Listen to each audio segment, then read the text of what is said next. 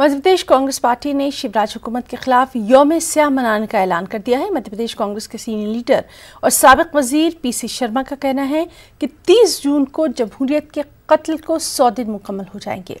राजधानी भोपाल समेत मुख्तलिफ अजला में कांग्रेस कारकुनान काले झंडे लेकर अपना एहतजाज करेंगे। पीसी शर्मा का यह भी कहना है कि बीजेपी ने कमलनाथ हुकूमत के 22 मेंबरान असेंबली की खरीदो फरोख्त करके जमहूरियत का कत्ल किया था।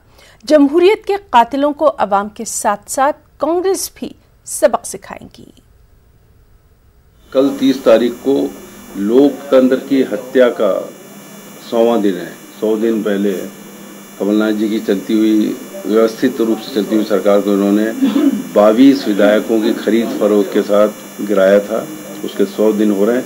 कल कांग्रेस जन काले झंडे लेकर और पानी गिर गया तो काली छतरी लेकर इसका विरोध करेंगे कि ये लोकतंत्र की हत्या के 100 दिन हो गए हैं और कांग्रेस इसका मुकाबला करेगी और लोकतंत्र के हत्यारों को आने वाले चुनावों में जनता भी सबक सिखाएगी और कांग्रेस भी सबक सिखाएगी।